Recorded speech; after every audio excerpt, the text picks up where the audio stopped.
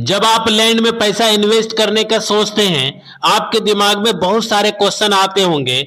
जैसे किस तरह के लैंड में इन्वेस्ट करें, कॉमर्शियल लैंड में, रेजिडेंशियल लैंड में या एग्रीकल्चर लैंड में।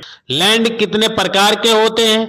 भारत में नक्शा के आधार पर लैंड को कितने भागों में बांटा गया है? क्या रेजिडेंशियल लैंड को कॉमर्शियल लैंड में यूज कर सकते हैं? कौन से लैंड को हुड्डा की लैंड कहते हैं और कौन से लैंड को लाल डोडे या काले डोडे की लैंड कहते हैं? नमस्कार, मैं राहुल सहाय, प्रॉपर्टी डीलर। इस वीडियो में लैंड से रिलेटेड टॉपिक पर बात की गई है।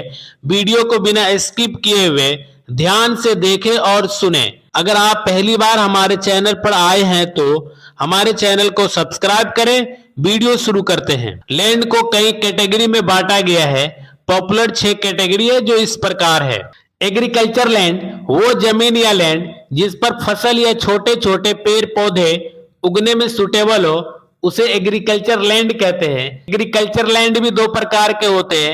एरेबल लैंड, हिंदी में कृषि योग्य भूमि, वो भूमि जिस पर फसल योग्य जमीन हो उसे एरेबल लैंड या कृषि योग्य भूमि कहते हैं। दूसरा है मार्जिनल लैंड, या हिंदी में बोलते हैं सीमांत भूमि, वो भूमि या वो जमीन जिस पर फसल नहीं होता हो उसे मार्जिनल लैंड, हिंदी में सीमांत लैंड कहते हैं।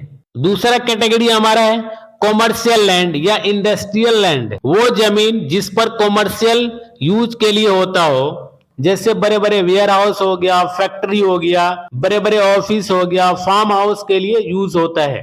तीसरा हमारा कैटेगरी है रेजिडेंशियल लैंड, वो जमीन या वो भूमि जिस पर छोटे बड़े घर हो गया, अपार्टमेंट हो गया, कॉम्प्लेक्स हो गया, मोबाइल हाउस हो गया इत्यादि यूज के लिए होता हो, उसे हम रेजिडेंशियल लैंड कहते हैं। चौथा हमारा कैटेगरी है ट्रांसपोर्टेशन लैंड, वो जमीन या वो लैंड जो रोडवेज, रेलवेज लाइन के लिए या एयरपोर्ट वगैरह के लिए यूज किया जाता है, उसे हम ट्रांसपोर्टेशन लैंड कहते हैं। पांचवा हमारा कैटेगरी है रिक्रिएशनल लैंड, वो जमीन या वो लैंड जिसको रिक्रिएशनल एक्टिविटीज करने के लिए यूज किया जाता है, जैसे खेलने के लिए, हंटिंग के लिए यूज किया जाता है, उसे हम रिक्रिएशनल लैंड कहते हैं। छठा हमारा कैटेगरीज है फॉरेस्ट लैंड, वो जमीन या वो लैंड जो फॉरेस्ट के लिए यूज होता है, उसे हम फॉरेस्ट लैंड कहते हैं। और भी कई तरह के लैंड है, जैसे डेजर्ट लैंड हो गया, ग्रास लैंड हो गया। इन सभी लैंड में आपके पॉकेट एलो करता है आप किस तरह के लैंड में पैसा इन्वेस्ट करोगे।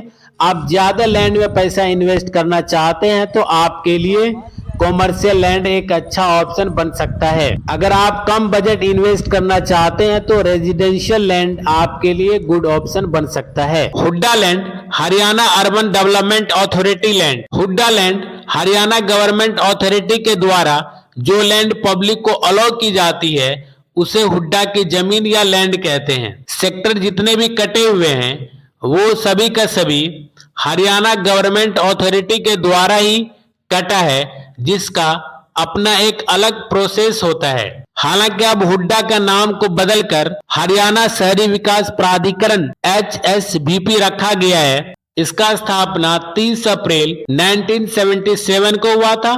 1 जून 2017 को मुख्यमंत्री मनोहर लाल खट्टर की अध्यक्षता में हरियाणा सरकार के मंत्रिमंडल ने इसका नाम बदलकर हरियाणा शहरी विकास प्राधिकरण HSVP करने का फैसला किया, क्योंकि हुड्डा पूर्व मुख्यमंत्री भूपेंद्र सिंह हुड्डा के उपनाम के तरह लग रहा था, इसलिए इसका नाम बदलकर हरियाणा शहरी विकास प्राधिकरण रखा गया।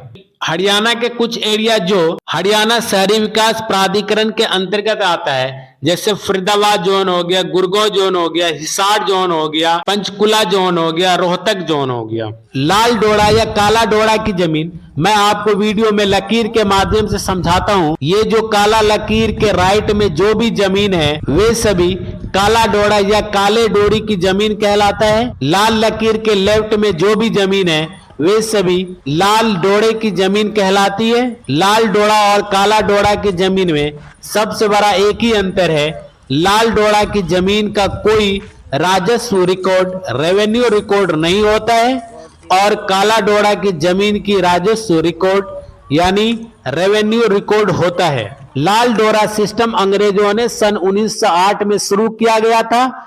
लाल डोरा शहर में ऐसी भूमि है जिसका कोई राजस्व रिकॉर्ड नहीं होता है। यह व्यवस्था दिल्ली, पंजाब और हरियाणा में लागू की गई थी। दरअसल लाल डोरा हर गांव में ऐसी भूमि है जिसका कोई राजस्व रिकॉर्ड तो नहीं होता है। आमतौर पर यहाँ के लोग रहने और गैर कृषि उद्देश्यों के लिए उसका इस्तेमाल करते हैं। साल 1908 में अंग्रेजों ने लाल डोरा व्यवस्था को लागू किया गया था। उस समय गांव में आवासीय तथा खेती की जमीन के अलावा जो भूमि होती थी, नक्शों पर उस भूमि को लाल लकीर खींचकर अलग कर दिया जाता था। जो जमीन इस लाल लकीर के दायरे में होता था उसे लाल डोरे की जमीन कहा जाने लगा। प्रॉपर्टी से जुड़ी यह व्यवस्था खास तौर पर दिल्ली, पंजाब और हरियाणा के आसपास के इलाकों में लागू की गई थी। हालांकि इस सिस्टम को बंद कर दिया गया, लेकिन अब भी दिल्ली और उसके आसपास के इलाकों में बहुत जगह ऐसी प्रॉपर्टी है जो लाल डोरे के तहत आती है। इस प्रॉपर्टी को सरकार मान्यता दे रही है। हाल ही में हरियाणा के शहरों को लाल डोरों से मुक्त करने के लिए राज्य सरकार सर्वे कराकर संपत्ति मालिकों के नाम रजिस्ट्री करा रही है।